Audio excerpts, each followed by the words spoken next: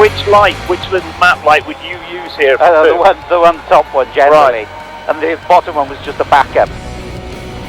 How do you get the confidence to be looking down at the pace notes and dictating whatever you're supposed to be doing to the driver, and not be looking? I mean, to have your head down for a moment is a terrifying thing. Yeah, you know, that was something that never bothered me. With a lot of people, they'd be car sick in an instant. Yeah. But, you know, I had a very laid-back position in the car anyway to save my back. But my notes were always up a little bit. Right. So I was always looking forward.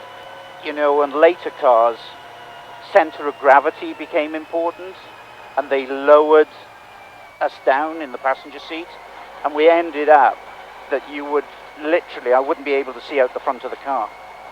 And the side door panel, in the Focus, I'd have to look up like this. So you wouldn't be able to see what was happening on the roads? No. You wouldn't be able to see at all? And what sort of speeds would be maxing out at? So maybe on some rallies we'd be geared for about 115 miles an hour. But you're going down a road at 115 miles an hour that most people would be a bit nervous about doing 40 or 50. Right. How do you manage to get focused and calm in that environment? How do you do that? It's just your job. No, that's not good enough, Nicky. It's not. If you gave me that job now, that wouldn't be me at all. Yeah. I would need more underpants. See, I absolutely would. How do you stay calm enough to? Because what you say to, I mean, how many years did you do with Colin McRae? I was with Colin for 6 years. Right. So 6 years of telling Colin what to do. Yeah. Exactly. You make one mistake, you can end your lives. That's right. But I've also got my life in his hands, because he's got to do it right as well. Colin McRae, you know, gone down in history in most people's minds as being the greatest rally driver of all time. In my experience, and it's limited, but would you agree with that as somebody who's co-driven with Colin for many of his wins? Yeah, I think Colin, his driving style, he was very naturally talented. He had a style that was very easy on the car, although from the outside it always looked like it was wildly hard on a car. Yeah. But inside it was just like slow motion. He was just playing with it. But he was a showman to a point, always the most sideways, the fastest, highest and longest on the jumps. And people loved him for it. And then you throw into the equation the Colin McRae Rally Games, and all of a sudden this chap became a household name almost. Yeah.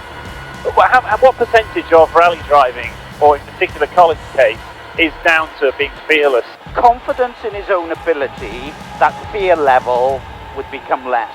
Right. Where other people would perhaps be thinking outside the box and just thinking, oh, I'm on the edge here, let's keep it under control. His ability to handle anything you could throw at him just made him that much better than everybody else on his day. Here's a question for you. Yeah. Who possesses more skill, a rally driver or an F1 driver? No, a rally driver. I couldn't agree more. No, and even Formula One drivers acknowledge that. Yeah. Because a rally driver is coping with all these dangers at the side of the road, with surfaces that go, it's so different.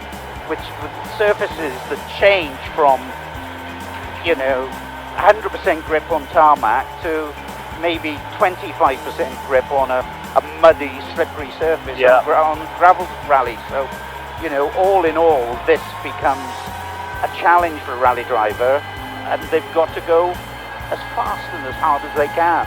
Do you think that people are born with this natural ability? Do you think, you know, the Juhans, the Colin McRae's, F1 drivers of today, do you think these people have had it drummed into them just through experience, drive, or do you think there's a such thing as a natural ability? I think the people with natural ability probably don't realise they've got it because they'll never try that sport.